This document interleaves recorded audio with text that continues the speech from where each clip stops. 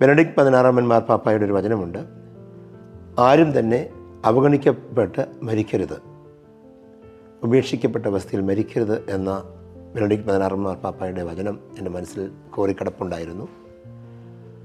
ഇപ്രകാരം ഉള്ളവരെല്ലാം തന്നെ ദൈവത്തിന് മുമ്പിൽ വിലപ്പെട്ടവരാണ് എന്ന വിഷൻ ആണ് ഈ സ്ഥാപനത്തിന് അടിസ്ഥാനപരമായി മുന്നോട്ട് കൊണ്ടുപോകാനുള്ളതായ കാഴ്ചപ്പാട്.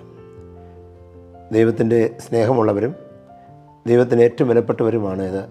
അതിനനുസരിച്ച് പിന്നീടുള്ള മിഷൻ ഡെവലപ്പ് ചെയ്യുക എന്നുള്ളതായിരുന്നു ഈ സ്ഥാപനം ആരംഭിക്കുമ്പോഴുള്ള ലക്ഷ്യം. 2008 ആർച്ച് ബിഷപ്പ് മാർ ഗ്രിഗോറിയോസ് തിരുമേനിയുടെ നാമത്തിലാണ് ഈ സ്ഥാപനം ആരംഭിച്ചത്. ആർച്ച് ബിഷപ്പ് മാർ ഗ്രിഗോറിയോസ് നമുക്കറിയാം പാവങ്ങളുടെ തിരുമേനി എന്നാണ് തിരുമേനി അറിയപ്പെട്ടിരുന്നത്. പാവപ്പെട്ട മനുഷ്യനെക്കുറിച്ചും പാർശ്വവൽക്കരിക്കപ്പെട്ട മനുഷ്യനെക്കുറിച്ചും കാലാകാലങ്ങളിൽ പ്രത്യേക രോഗ അവസ്ഥകളുള്ളവരെയൊക്കെ കരുതുന്നതിനെക്കുറിച്ചുമൊക്കെ നോക്കിയാൽ തിരുമേനി ആ കാര്യങ്ങളിൽ വളരെ ഉത്സുകനായിരുന്നു. തിരുമേനിയുടെ സ്വർഗീയ മധ്യസ്ഥതയിലാണ് ഈ ഭവനം ആരംഭിക്കുന്നത്. ആദ്യം ഇത് വഴിയിൽ കിടക്കുന്ന മനുഷ്യർ അല്ലെങ്കിൽ അലഞ്ഞു നടക്കുന്നവർ, ആരുമില്ലാത്തവർ എന്നൊക്കെ ആണ് നാം ചിന്തിച്ച് തുടങ്ങുന്നതെങ്കിൽ ആദ്യം ഞാൻ മരിയസദനിൽ നിന്നൊരു 9 പേരെ സ്വീകരിച്ചു പാലായിലെ സന്തോഷിൻ്റെ ഭവനത്തിൽ നിന്ന്. പിന്നീട് റോഡിൽ നിന്നുള്ളവരെയൊക്കെ എടുത്ത് തുടങ്ങി ഈ സ്ഥാപനം ഡെവലപ്പ് ചെയ്തു. ഇത് മാനസിക പുനരധിവാസ കേന്ദ്രമാക്കി മാറ്റുന്നതിന് എന്നെ പ്രചോദിപ്പിച്ചതും ചിന്തിപ്പിച്ചതും ബഹുമാനപ്പെട്ട ഡോക്ടർ VK രാധാകൃഷ്ണനാണ്. അദ്ദേഹം ഇവിടെ സന്ദർശിച്ചപ്പോൾ എൻ്റെ മുമ്പിലൊരു ചലഞ്ച് അദ്ദേഹം പറഞ്ഞു, ഈ മാനസിക രോഗികളായ മനുഷ്യർക്ക് വേണ്ടി അച്ഛൻ ജീവിക്കാൻ തയ്യാറാകണം, അവരുടെ പുനരധിവാസവും അവരുടെ നന്മയ്ക്ക് വേണ്ടി ചിന്തിക്കണം. ഡോക്ടറിൻ്റെ വലിയ ഒരു ഇൻസ്പിറേഷനാണ് മാനസിക രോഗികളുടെ പുനരധിവാസവുമായി ചിന്തിക്കുവാൻ, അപ്രകാരം ജീവിക്കുവാൻ എന്നെ പ്രചോദിപ്പിച്ചത് എന്നുള്ളതാണ് മറ്റൊരു സത്യം.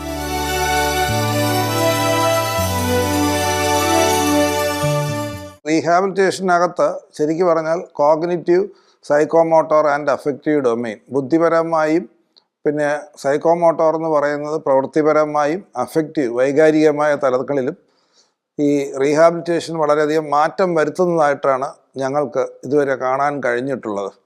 അതിന് വേണ്ടി അച്ഛൻ ഒരുപാട്, റവറൻഡ് ജോർജ് ജോഷു അച്ഛൻ ഒരുപാട് പരിശ്രമിക്കുകയും പുതിയ രീതിയിലുള്ള ഫോക്ക് തെറാപ്പി എന്നുള്ള ഒരു രീതി വരെ എത്തുകയും ഉണ്ടായി. അപ്പം ഞാൻ തുടക്കത്തിൽ പറഞ്ഞതുപോലെ ഹോർട്ടിക്കൾച്ചറും പെറ്റ് തെറാപ്പിയും തന്നെയായിരുന്നു. ചെടികൾ വയ്ക്കുക, അവരെ പരിപാലിക്കുക, അതിൽ നിന്ന് എന്തെങ്കിലും ഫലം കിട്ടുന്നത് ഇവർക്ക് കാണുമ്പോൾ ഒരു സന്തോഷം ഉണ്ടാകുക.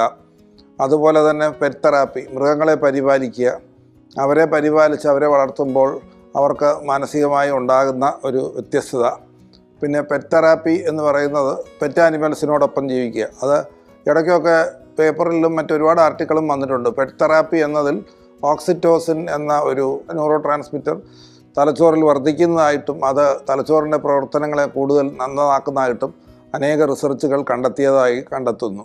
മൃഗങ്ങളെ താലോടുമ്പോഴും അവരുടെ സാമീപ്യം ഉണ്ടാകുമ്പോഴും ഈ പറഞ്ഞ ന്യൂറോ ട്രാൻസ്മിറ്റർ വർദ്ധിക്കുകയും അത് ഒരുപാട് ഫലം ചെയ്യുന്നതായിട്ടും കണ്ടെത്തിയിരിക്കുകയാണ്. അപ്പോൾ ഈ ഒരു പ്രക്രിയയിലൂടെ ഞാൻ നേരത്തെ പറഞ്ഞതുപോലെയുള്ള cognitive, psychomotor and affective domain, ഏതൊരു മാനസിക രോഗം വരുമ്പോൾ അവരുടെ ബുദ്ധിപരമായ കാര്യങ്ങളിൽ ചില വ്യത്യസ്തതകൾ ഉണ്ടാകാൻ സാധ്യതയുണ്ട്. ഉദാഹരണം അറ്റൻഷൻ ആൻഡ് കോൺസെൻട്രേഷൻ ഡിസബിലിറ്റീസ് എന്ന് പറയും. ഈ അവരുടെ അറ്റൻഷനും കോൺസെൻട്രേഷൻ എന്ന് പറയുന്ന കാര്യങ്ങളിൽ വ്യത്യസ്തത വരാൻ സാധ്യതയുണ്ട്. പഴയതുപോലെ തന്നെ ഒരു ശ്രദ്ധ കേന്ദ്രീകരിക്കാനോ കാര്യങ്ങൾ ചെയ്യാനോ കഴിയാതെ വരും. അതിനെ നമ്മൾ കോഗ്നിറ്റീവ് ഡെഫിസിറ്റ് എന്ന് പറയും. സൈക്കോമോട്ടോർ, ഇനി അത് ബുദ്ധിപരമായ ബ്രെയിനിൽ നിന്ന് പുറമേ കൊണ്ടുവന്ന് കൈകാര്യങ്ങൾ ചെയ്യുന്ന, ഉദാഹരണത്തിന് തച്ചുകൊണ്ടിരുന്ന ഒരാൾക്ക് തയ്ക്കാൻ ബുദ്ധിമുട്ടായിരിക്കും, ഡ്രൈവ് ചെയ്യുന്ന ആൾക്ക് ഡ്രൈവ് ചെയ്യാൻ ബുദ്ധിമുട്ടായിരിക്കും. ഇങ്ങനെയുള്ള പ്രശ്നങ്ങളിനെ നമ്മൾ സൈക്കോമോട്ടോർ ഡൊമെയിൻ എന്ന് പറയും. വൈകാരികമായിടുക, ശരിയായ വൈകാരികതയോടെ കാര്യങ്ങൾ ചെയ്യുക, സന്തോഷം ജീവിതത്തിൽ കണ്ടെത്താൻ കഴിയുക, അതൊക്കെ ബുദ്ധിമുട്ടായിരിക്കും.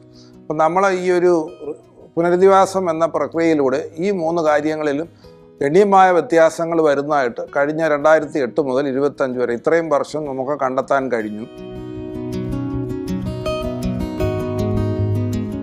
ഇവിടെ പല വിഭാഗത്തിലുള്ള ആൾക്കാരുണ്ട്. പല ഭാഷകളിലും അന്യ സംസ്ഥാനങ്ങളിൽ നിന്നും വന്നവരെല്ലാവരും ഉണ്ട്. അവരെല്ലാം ഒരു കുടക്കീഴിൽ എന്ന പോലെ ഞങ്ങൾ ചേർത്ത് പിടിച്ചുകൊണ്ട് സ്നേഹവും സമാധാനവും സന്തോഷവും കൊടുത്തുകൊണ്ടാണ് ഓരോ ദിവസവും ഞങ്ങൾ അവരെ പരിപാലിച്ചു കൊണ്ടിരിക്കുന്നത്.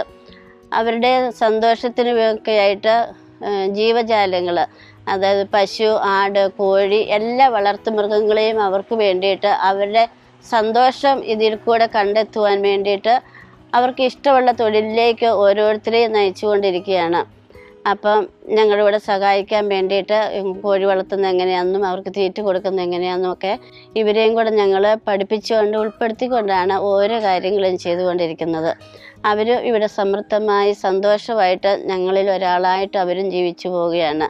അവർക്കിപ്പം സ്നേഹവീടെന്ന് പറഞ്ഞാൽ ഏറ്റവും സന്തോഷമുള്ളൊരു വീടാണ്. അവരുടെ സ്വന്തം വീടെന്ന പോലെയാണ് ഇവിടെ താമസിക്കുന്നതും കരുതുന്നതുമെല്ലാം. അതുപോലെ തന്നെ അച്ഛനാണെങ്കിലും അതെ, ഏറ്റവും കൂടുതൽ ഒരു അപ്പൻ എങ്ങനെ മക്കളെ സ്നേഹിക്കുമെന്ന് പറഞ്ഞ പോലെയാണ് അവരെ ഓരോരുത്തരെയും ചേർത്ത് പിടിച്ചുകൊണ്ട് എല്ലാ സമയവും അവർക്ക് വേണ്ടതായ എല്ലാ ക്രമീകരണവും കാര്യങ്ങളും നടത്തി കൊടുക്കുകയും ചെയ്യുന്നു.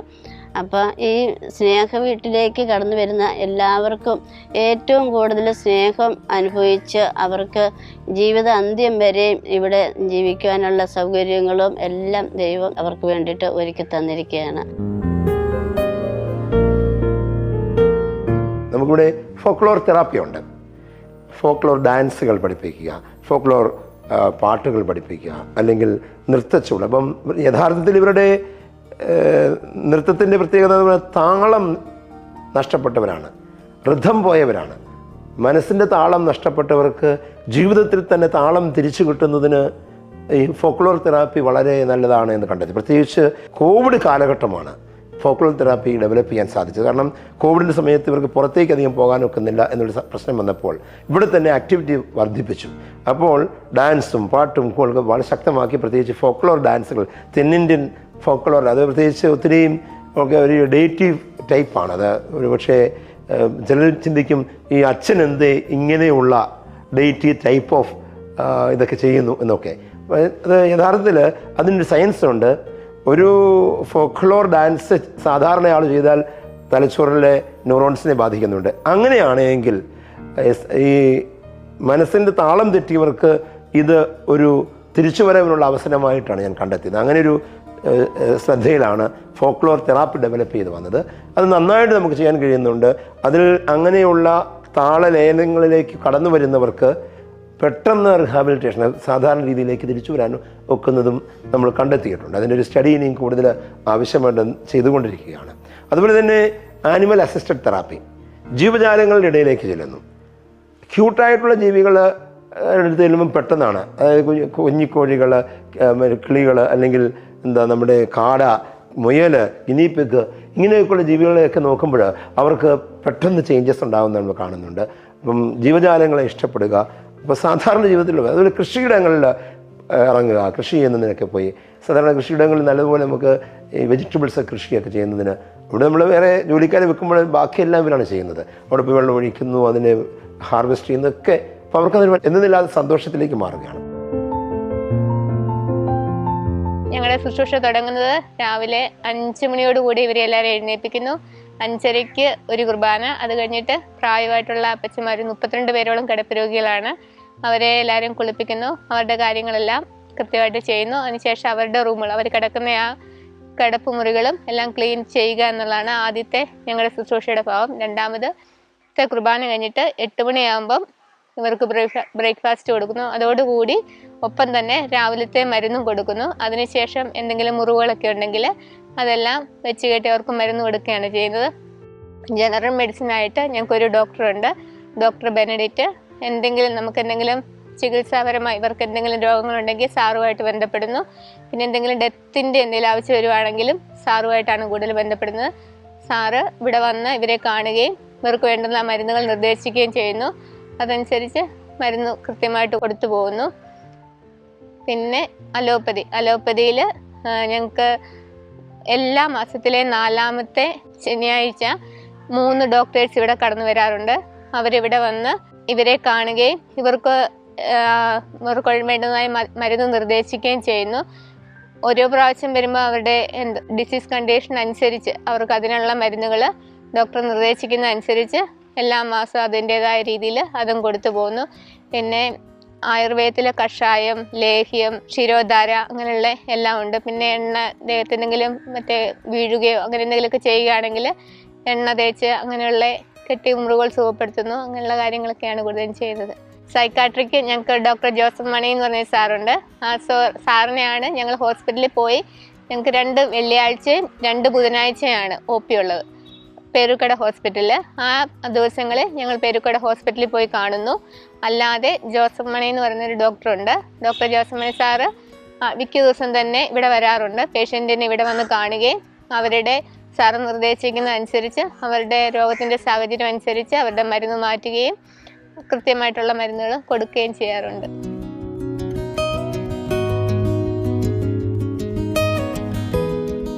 Arch bishop Mar Gregorios hospice centre അത് കിടപ്പ് രോഗികളായ വിവിധ തരത്തിലുള്ള അസുഖങ്ങളുള്ളവരെ പരിരക്ഷിക്കുന്ന ഇടമാണ്. ഏതാണ്ട് ഇപ്പോൾ 28ഓളം പേരെ കിടപ്പ് രോഗികളായി നമുക്കുണ്ട്. മാനസിക രോഗികളായി ഉള്ളവരും അല്ലാതെയും സ്പൈനൽ പ്രോബ്ലം ഉള്ളവർ ഒക്കെ ആയിട്ടുള്ളവരാണ് കൂടുതലും നമുക്ക് ഈ ഹോസ്പൈസ് ഹൗസിലുള്ളത്. അത് സർക്കാർ മെഡിക്കൽ കോളേജിൽ നിന്നും ജനറൽ ഹോസ്പിറ്റലിൽ നിന്നും മെൻ്റൽ ഹോസ്പിറ്റലിൽ നിന്നുമൊക്കെ കിടപ്പ് രോഗികളായിട്ടുള്ള രോഗികളെ അവരുടെ പരിരക്ഷണയ്ക്ക് വേണ്ടി നമ്മൾ ആരംഭിച്ചിട്ടുള്ളതാണ്. പ്രത്യേകിച്ച് വലിയ ചികിത്സകൾ എന്നതിലുപരി അവർക്ക് സ്നേഹം പകർന്നു കൊടുത്തും അവർക്ക് ആവശ്യമായ ചികിത്സകൾ നൽകിയും അവർക്ക് ആവശ്യമായ കാര്യങ്ങളൊക്കെ നിറവേറ്റിക്കൊടുത്ത് അവരെ പ്രത്യേകം പരിഗണിക്കുകയാണ് ഹോസ്പൈസ് ഹൗസിൽ.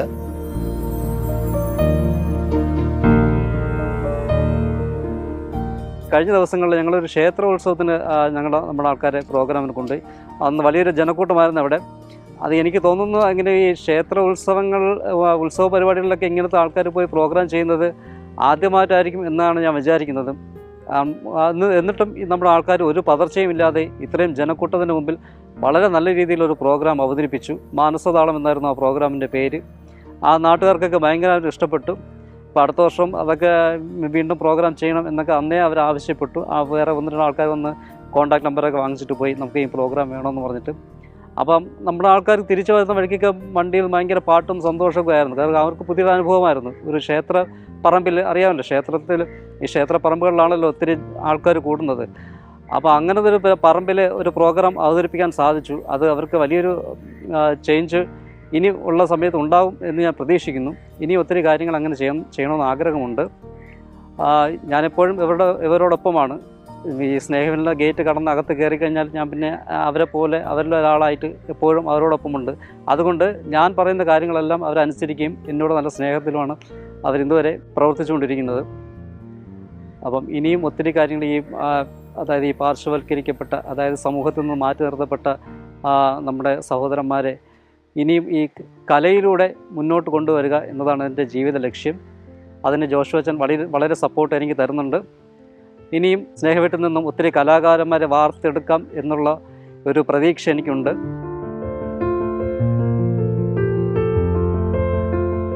ഞാൻ സ്നേഹവീട്ടിലെ താമസക്കാരനാണ്. ഞാൻ വന്നിട്ട് 4 വർഷമായി. ഇവിടെ എനിക്കും പിന്നെ ഭക്ഷണവും മരുന്നും കിട്ടുന്നുണ്ട്. എനിക്ക് സന്തോഷമാണ് ഞാൻ ഇവിടെ ജീവിച്ചു പോകുന്നത്. ഇവിടെ ഓണത്തിനും ക്രിസ്മസിനും ഈ സ്ഥാപനം തുടങ്ങിയ വാർഷികത്തിനും ഇവിടെ കലാപരിപാടികളും എല്ലാം നടക്കുന്നുണ്ട്. അതിൽ സിനിമാറ്റിക് ഡാൻസ്, നാടോടി നൃത്തം, ഇതൊക്കെ ഇവിടെ നടന്നു വരുന്നുണ്ട്.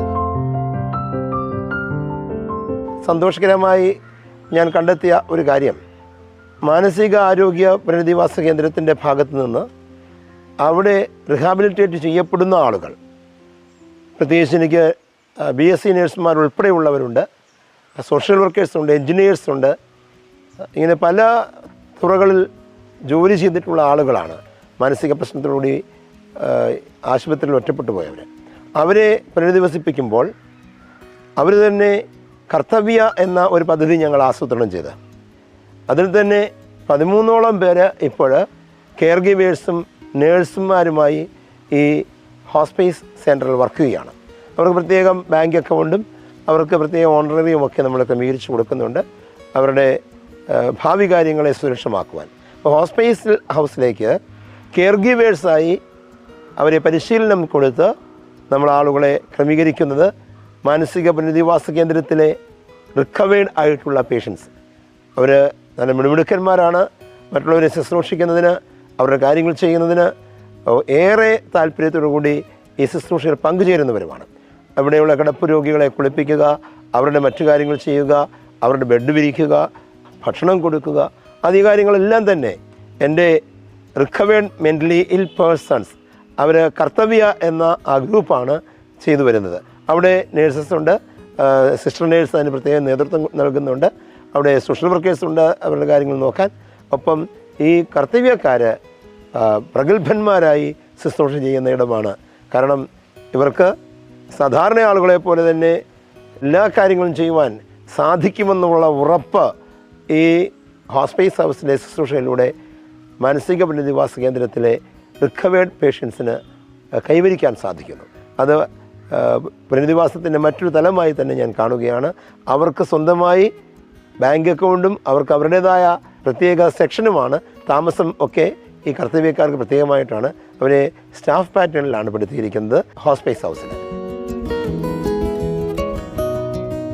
എന്നെ സംബന്ധിച്ചിടത്തോളം നമ്മളിങ്ങനെ വളരെ വേഗതയേറിയ ഒരു ജീവിതത്തിൽ ഒരു ദിവസം എങ്കിലും മറ്റുള്ളവർക്ക് വേണ്ടി മാറ്റിവെക്കാൻ കഴിയുക എന്നുള്ളതാണ് അതിന് പ്രധാനമായും ഞാനിതിൻ്റെ കാണുന്ന ഒരു വലിയ പ്രവൃത്തിയായിട്ട് ഞാൻ കാണും. നമ്മുടെ ജീവിതത്തിൽ കുറച്ച് സമയം മറ്റുള്ളവർക്ക് വേണ്ടി ചിന്തിക്കാനും മാറ്റിവെക്കുകയും ചെയ്യുക എന്നുള്ളതാണ് പ്രധാനമായും ഞാനിതിൽ കാണുന്നത്.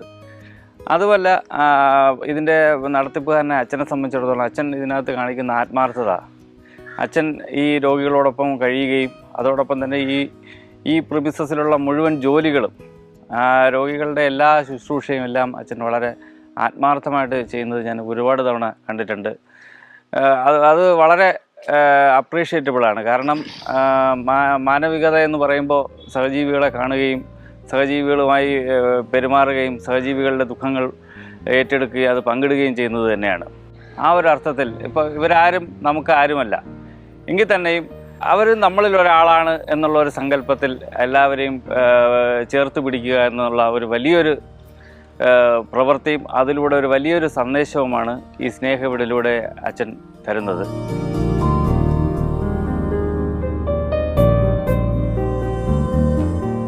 ഓരോ ദിവസവും ഇവരുടെ പ്രാർത്ഥനകളും കാര്യങ്ങളെല്ലാം കാണുമ്പോൾ ഞങ്ങൾക്കും ഏറെ സന്തോഷമുണ്ട്. എന്താണെന്ന് വെച്ചാൽ അവർ ഏറ്റവും മോശമായ രീതിയിൽ വന്നിട്ട് സീറോയിൽ നിന്നും അവർ ഓരോ പടികൾ ഉയർന്നുയർന്ന് അവർക്ക് സ്വയം എല്ലാം ചെയ്യുവാനുള്ള കഴിവ് ആർജിച്ചെടുക്കാൻ കഴിഞ്ഞെന്നുള്ളത് ഏറ്റവും വലിയ സന്തോഷമുള്ള കാര്യമാണ്. അവരെ സംബന്ധിച്ച് അവർക്ക് ഒന്നിനെക്കുറിച്ചും ആകുലപ്പെടേണ്ട കാര്യം വരുന്നില്ല. എല്ലാം അവർക്കായി നമ്മൾ ക്രമീകരിച്ചു കൊണ്ടിരിക്കുന്നു. ഓരോ ദിവസത്തെ ദിനചര്യ എന്ന് പറയുന്നത് രാവിലെ 5:50 അവരെ എണീപ്പിക്കുന്നു. അത് കഴിഞ്ഞ് അവരെ ബ്രഷ് ചെയ്യിപ്പിച്ച് 5-6 മണിയാകുമ്പം ചാപ്പലിൽ കൊന്തയുണ്ട്. അതിനുശേഷം പ്രഭാത പ്രാർത്ഥനയും അതിനെ തുടർന്ന് ദിവ്യബലിയുമാണ് ഓരോ ദിവസവും. അത് കഴിയുമ്പോൾ 7:30 ആകുന്നത്തേനും കൂടെ ഭക്ഷണത്തിനുള്ള സമയമാകും, രാവിലത്തെ ഭക്ഷണം. അത് കഴിഞ്ഞിട്ട് പിന്നെ കുറച്ച് സമയം ഞങ്ങളോട് കൂടിയിരുന്നുകൊണ്ട് ജോലി ചെയ്യുവാനും അവരെ ഓരോരുത്തരെയും ഓരോ ചെറിയ ചെറിയ ഗ്രൂപ്പുകളായിട്ട് ഓരോ പണികളിലേക്ക് ഏർപ്പെടുത്തിയേക്കാണ്. അപ്പോൾ അത് അവർ സന്തോഷത്തോടെ ചെയ്യുന്നു. തിരിച്ചു വന്ന് ഒരു 10 മണിയോടുകൂടി അവർക്ക് ചായയായിട്ട് ഇവിടെ നമ്മൾ ക്രമീകരിച്ചിട്ടുണ്ട്, അതും കൊടുക്കുന്നു. പിന്നെ ഉച്ചയ്ക്ക് 12 മണിക്ക് ജപമാലയുണ്ട്. അതിനുശേഷം 12:45 ഭക്ഷണം. അതിനുശേഷം അവർക്ക് വിശ്രമമാണ്. 3 മണിയാകുന്നത്തേനും വീണ്ടും കരുണക്കൊന്ത പ്രാർത്ഥിക്കുവാൻ വേണ്ടി ചാപ്പലിൽ കടന്നു വരുന്നു. അതിനുശേഷം അവരുടേതായ ഓരോ ജോലികൾ ചെയ്യുന്നു. കൃത്യം 5:30 കുളിച്ച് എല്ലാവരും 6 മണിയോടുകൂടി ചാപ്പലിൽ പ്രവേശിക്കുകയും അവിടുന്ന് കൊന്ത ചൊല്ലി സന്ധ്യാപ്രാർത്ഥനയും കഴിഞ്ഞ് ഞങ്ങൾ ഭക്ഷണം കഴിച്ച് മരുന്നും കൊടുത്ത് അവർ അവരുടേതായ റൂമിലേക്ക് പോയി വിശ്രമിച്ച് ഉറങ്ങുകയും ചെയ്യുന്നു. ഇത് ഇവാനിയോസ് പിതാവിൻ്റെ പാദസ്പർശമേറ്റ പുണ്യസ്ഥലമാണ്. ഇവാനിയോസ് പിതാവ് വാങ്ങിയ മണ്ണാണ്. ഗീറിയോസ് തിരുമേനി എല്ലാ മനുഷ്യരോടും വളരെ സന്തോഷം പുലർത്തുന്ന ഒരു വ്യക്തിത്വമായിരുന്നു തിരുമേനിക്കുള്ളത്. ആ തിരുമേനിയുടെ നാമത്തിലുള്ള പേരാണ് സ്നേഹവീട്, സ്നേഹം. ആ ഒരു സ്നേഹത്തിൽ മാത്രമാണ് ഇവിടെ ഈ മക്കളെല്ലാം ജീവിക്കുന്നത്. അച്ഛൻ്റെയും സിസ്റ്റേഴ്സിൻ്റെയും ധാരാളം ആൾക്കാരുടെയും സഹായവും സഹകരണവും ഈ മക്കൾക്ക് കിട്ടുന്നുണ്ട്. ഇവരെ ദൈവം തമ്പുരാൻ ഇവിടെ കൊണ്ട് എത്തിച്ചതാണ്. ഒരുപക്ഷെ ഇതേപോലെ ആൾക്കാരെ ഈ സ്നേഹവീട്ടിലെത്തിയില്ലായിരുന്നെങ്കിൽ ഇവരുടെ അവസ്ഥകൾ നമുക്കറിയാൻ സാധിക്കുകയില്ലായിരുന്നു. അത്രയ്ക്ക് ഇവിടെ വന്നെത്തിയാൽ എല്ലാ കാര്യങ്ങളിലും മെഡിസിനായാലും ആഹാരമായാലും വസ്ത്രമായാലും അവർക്ക് പലതരം പ്രോഗ്രാമുകളായാലും എല്ലാം കൃത്യമായിട്ട് ഇവിടെ ചെയ്തു കൊടുക്കാൻ സിസ്റ്റേഴ്സുണ്ട്. അച്ഛന് ഊണും ഉറക്കവും ഇല്ലാതാണ് ഇവർക്ക് വേണ്ടി ഇവിടെ കിടന്ന് പ്രയാസപ്പെടുന്നത്, പ്രാർത്ഥിക്കുന്നത്. ദിവസവും വിശുദ്ധ കുർബാന മുടങ്ങത്തില്ല. ദിവസം 3 നേരം ഇവർ പ്രാർത്ഥിക്കുന്നുണ്ട്. 6 മണിക്ക് പ്രാർത്ഥനയുണ്ട്, പിന്നെ വിശുദ്ധ കുർബാന, അതിനുശേഷം 12 മണിക്ക് പ്രാർത്ഥന, അതിനുശേഷം 3 മണിക്ക് പ്രാർത്ഥന, പിന്നെ വൈകിട്ട് 7 മണിക്ക് സന്ധ്യാപ്രാർത്ഥന. ഇങ്ങനെ ഇവിടെ ദൈവം മനുഷ്യനും കൂടെ പ്രവർത്തിക്കുകയാണ്. അതായത് ദൈവവും മനുഷ്യനെന്ന് പറയാൻ കാര്യം മെഡിസിൻ മരുന്ന് കൊടുക്കുന്നുണ്ട്, അതോടൊപ്പം തന്നെ ദൈവം മുമ്പിൽ ഇവർക്ക് വേണ്ടി പ്രാർത്ഥന നടത്തുന്നുണ്ട്. ഈ സഹോദരങ്ങൾ പ്രാർത്ഥിക്കുന്നുമുണ്ട്. അപ്പോൾ നാം പാതി ദൈവം പാതി എന്ന് പറഞ്ഞതുപോലെ മരുന്നും ദൈവത്തോടുള്ള പ്രാർത്ഥനയും കൂടെ ആകുമ്പോൾ കൂടുതൽ ശക്തിയായും അവർക്ക് പ്രയോജനപ്രദമായും അങ്ങനെയാണ് ഇവിടുന്ന് ഓരോ മക്കളും സുഖം പ്രാപിച്ച് പോകുന്നത്. ധാരാളം മക്കൾ പോകുന്നുണ്ട്. അവരിപ്പോൾ ഇവിടുന്ന് പോയവർ പലരും പല സ്ഥലങ്ങളിലും ജോലി ചെയ്യുന്നവരുണ്ട്. ഏറ്റവും നൂതനമായ ഒരു ഫോക്ക് തെറാപ്പി എന്ന് പറയുന്ന ഒരു തെറാപ്പി ഇവിടെ തുടങ്ങുകയുണ്ടായി. അതിലേക്ക് ഇവരെ ചെറിയ സ്കിറ്റുകൾ ചെയ്യുവാനും ഡാൻസ് കളിപ്പിക്കാനും മ്യൂസിക്കൊക്കെ പാടാനും പൊതുവേദികളിൽ കൊണ്ട് അവതരിപ്പിക്കാനും ഒക്കെ കഴിഞ്ഞിട്ടുണ്ട്. അപ്പോൾ സാധാരണ ജനങ്ങളെ പോലെ തന്നെ രോഗികളായ ഇവർക്ക് ഒത്തിരി വ്യത്യസ്തമായ രീതിയിൽ ഇത് ചെയ്യുവാൻ കഴിഞ്ഞു എന്നുള്ളത് ഒരു വലിയ തെളിവാണ്. ഇതിൻ്റെ ഒരു ശാസ്ത്രസത്യവും ഉണ്ട്. കാര്യം എന്തെന്ന് വെച്ചാൽ ഇത്തരം കാര്യങ്ങളിലൂടെ അവരുടെ ബ്രെയിനിൻ്റെ പ്രവർത്തനം പഴയ സ്ഥിതിയിലേക്ക് പോകുന്നതായാണ് നമുക്ക് കാണാൻ കഴിഞ്ഞത്. അതൊരു വലിയ നേട്ടം തന്നെയാണ്. കാരണം എന്തെന്ന് വെച്ചാൽ ഒരു ബ്രെയിനിൻ്റെ ഒരു ഓർഗാനിക്, അതൊരു ഫങ്ഷണൽ വൈകല്യമായാണ് നമ്മൾ കാണുന്നത്. അപ്പോൾ അത് തിരികെ അതിൻ്റെ സന്തുലനാവസ്ഥയിലും നോർമലിലേക്കും എത്തിക്കാൻ കഴിയുന്നു എന്നുള്ളതാണ് ഈ ഒരു തെറാപ്പിയുടെ ഏറ്റവും വലിയ ഒരു മർമ്മം.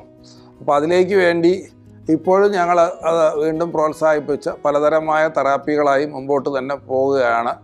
ഇവിടെ ചെയ്യുന്ന ചില തെറാപ്പികൾ, അതായത് 1 ഈ പെറ്റ് തെറാപ്പി, 2 ഹോർട്ടിക്കൾച്ചർ, പിന്നെ ഫോക്ക് തെറാപ്പി, പിന്നെ എൻവയോൺമെൻ്റൽ തെറാപ്പി, പിന്നെ സ്പിരിച്വൽ തെറാപ്പി, ഇങ്ങനെ വിവിധമായ പലതരം തെറാപ്പികളും ഇവിടെ മുമ്പോട്ട് കൊണ്ടുപോകുന്നുണ്ട്. വൊക്കേഷണൽ തെറാപ്പി, ഓക്കുപ്പേഷനിൽ ഏതാണ്ടൊക്കെ ആയി വരുന്നേ ഉള്ളൂ. അതുകൊണ്ടൊരു വരുമാനം രോഗിക്കുണ്ടാകുകയും അതിലൊരു സന്തോഷം ഉണ്ടാക്കാനും ചെയ്യാൻ കഴിയും. ഇനി വരുന്ന കാലഘട്ടങ്ങളിൽ ഇതിനെ വിപുലീകരിച്ച് വളരെ നല്ലതായ ഒരു രീതിയിൽ രോഗികൾക്ക് പ്രയോജനപ്പെടുന്ന രീതിയിൽ കൊണ്ടുവരും.